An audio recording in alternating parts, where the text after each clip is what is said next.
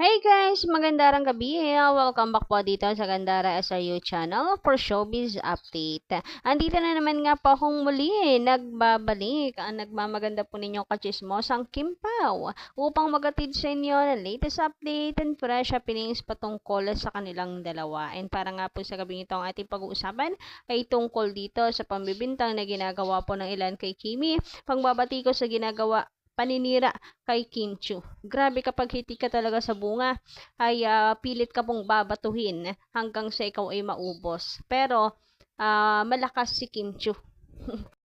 Kaya sorry na lamang po sa kanila kahit anong gawin nilang paninira kay Kimi. Nandito po ang kanyang mga fans na lalaban talaga para po sa kanya. Anyway, before that, bago natin yung talakayin at pag-usapan, sa mga hindi pa po nakaka-subscribe dito sa ating channel, maaari lamang napindutin po ninyo ang subscribe button at notification bell para mag-updated kayo po at ma-notify tuwing may bago tayong balita sa kanilang dalawa. So, eto na guys, nais ko pong pag-usapan muna natin ang tungkol dito sa vlog ni Kimi na kung saan grabe nakakatakot lalo.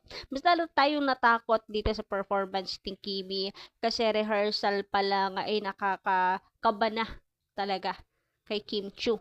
So, paano niya nagawa yun?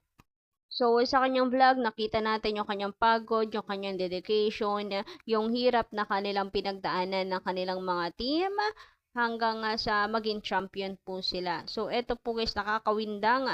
Feeling ko mababali po yung braso ni Kimi, matatanggal yung dalawa niyang braso. Grabe, naku Kimi, nakakakabaka naman. Sana sa susunod ay wag mo na yung gawin. Feeling ko matatanggal yung makakalas guys, yung kamay ni Kimi. Eto kita nyo naman sumakit yung balikat talaga ni Kim Chiu dito. Pagkababa niya, talagang ininda po niya yung kanyang balikat, masakit. Grabe, hindi lang ulo niya yung masakit, 'di ba? Kasi nga nauntog siya. Ngayon na naman nakita natin pati pala yung balikat niya bugbog din. Kasi nga inikot-ikot siya sa ere. Buti na lang talaga physically fit itong si Kimi. Naku, kung hindi talaga to kakayanin. Tingnan niyo naman guys, nakakatakot. Ito yung kamay ni Kim Chiu dito, yung binaliktad po siya. Nung bumaliktad siya. Ayun yung kamay niya, nakatalikod. Ay naku, parang yung kung akin na-imagine ko na ang sakit. Yung joints umikot. Tapos, syempre, hindi mo pwedeng indahin yan, lalo na pag finals, kasi dapat yung emosyon mo naka-stay sa kung ano yung tema ng ginagawa ninyo. And nagawa siya ni Kim Chiu talaga. As in, kaya kudos talaga kaya sa Yokimi at sa bumubuo ng inyong team. Kudos sa inyong lahat. Deserve na deserve talaga yung pagka-champion ninyo. Tapos nakakabilib pa po dito guys, sa matapos po ng kanilang mga ginawang yan, paghihirap guys, kanilang pinagdaanan, after nilang manalo, syempre yung napanalunan po nila, ibinigay po nila, i-donate po nila sa Angat Foundation para po makatulong sa mga nasalanta ng bagyo. Grabe ka Kimi, muntikan ka na doon. Samantala, pag-usapan naman po natin itong si Katring. Naku, hindi ko po akalain na lalaki yung issue. May nagpapalaki ng issue, mga bashers po ni Kim Chiu nagpapalaki. Na kesyo hindi daw, si Kimi daw yung hindi naman sen ng isnab dito kay Katrina. Ha? Saan ang galing yon? Nanood ba talaga sila? Or mema lang? Kahit naman po behind the scenes, available naman po sa online. Makikita naman po yan kahit saan na nagpansinan na si Kim and si Catherine, bakit pinagpipilitan pa rin nila? Talaga bang nanood sila or mema lang? Grabe guys, di ko akalain lalaki na kung saan si Kimi, ang laki na daw ng ulo. Akala mo kung sino, isa rin naman daw pong superstar, si Catherine Bernardo na kung tutuusin, wala nga daw po sa kalahati ni Catherine itong si Kimi sa achievements ni Catherine noon na pamain dito sa showbiz. Naunang nagkaroon ng international award, ganyan, kaysa kay Kimi, and marami pang iba. Nako, dami po. Mga ganyang hanash ngayon kay Kim Chiu. Pinagbibintangan si Kimi na ang laki na daw ng ulo. At kala mo daw ay tagapagmana ng ABS-CBN. Mga ganyang bintang kay Kimi. Grabe, lumaki agad ang ulo. Hindi nyo lang nakita na nagpansinan yung dalawa. Hindi po pwedeng mata at utak nyo lamang yung may diferensya kaya hindi nyo nakikita. Kasi pinipilit nyo magbulag-bulagan para lamang mabatikos si Kim Chu. Yung mga gusto nyo yung sabihin kay Kimi ay ginagawa nyo ng paraan para masabi ninyo. So, sabi nga dito no na ating commentor na si Miss Lailin, maganda gabi sa inyo. Nagyakapan pa nga si Catherine and Kim. Alam nga namang kausap kaya ni Catherine si Ruby. Ang bastos naman na kung tatalikuran ni Catherine si Ruby, ikinakausap pa nga.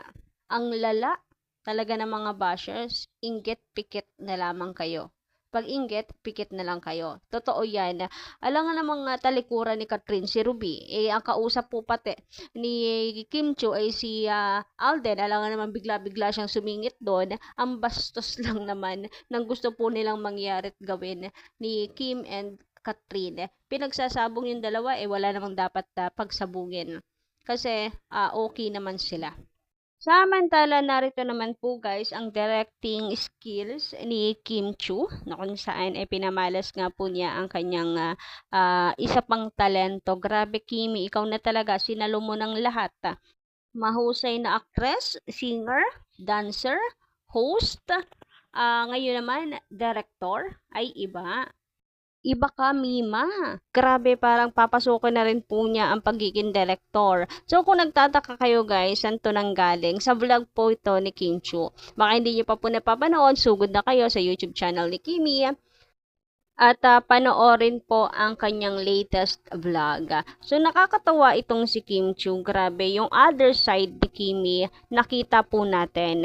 Ito po ay talagang kayang-kaya niya ring magtrabaho sa likod ng camera. Hindi lang siya pang balandra sa camera. Kundi kaya niya rin magtrabaho sa likod nito, like directing.